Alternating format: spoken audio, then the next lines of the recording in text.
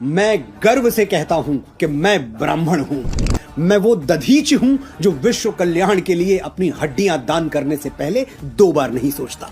मैं वो परशुराम हूं जो श्री राम जैसे मर्यादा मूर्ति क्षत्रियों को अपनी सारी शक्तियां सौंप देता है। मैं वो चाणक्य हूं जो एक वंचित वनवासी को उठाकर भारतवर्ष के राज सिंहासन पर बैठा देता है। मैं वो आदि शंकराचार्य हूं जो अपने असीम ज्ञान के प्रताप से समूचे भारतवर्ष को एक भगवा ध्वज के तले ला खड़ा करता है।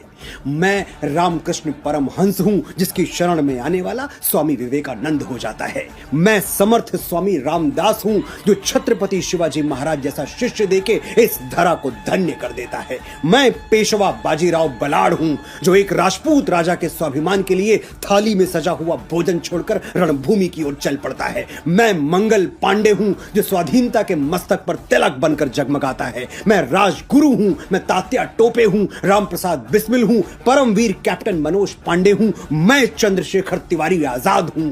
मैंने अपने रक्त से इस वीर प्रसूता धरती का अभिषेक किया है, इसलिए बच्चे बच्चे को जबानी याद हूं। मैं वीर सावरकर हूं जो अंडमान की सेलुलर जेल में 2 कटोरा पानी पी के स्वाधीनता के स्वप्न को जीवित रखता है। मैं बाल गंगाधर तिलक हूं जो भारतवर्ष को एक बार फिर अपनी संस्कृति पर गर्व करना सिखाता है। मैं दयानंद सरस्वती हूं जो अंग्रेजों के पथभ्रष्ट किए हुए भारत को संदेश देता है, वेदों की ओर लौटो। मैं ही इस यशस्वी ब्रह्मकुल की बेटी रानी लक्ष्मीबाई हूं जो मातृभूमि की रक्षा के लिए फिरंगियों के बदन में अपनी तलवारों का लोहा उतार देती है।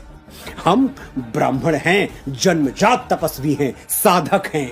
हम संगीत की साधना करते हैं तो तानसेन बन जाते हैं, स्वर साधना करते हैं तो लता मंगेशकर कहलाते हैं, और शब्द साधना करते हैं तो महाकवि कालिदास और गोस्वामी बाबा तुलसीदास के नाम से अमर हो जाते हैं।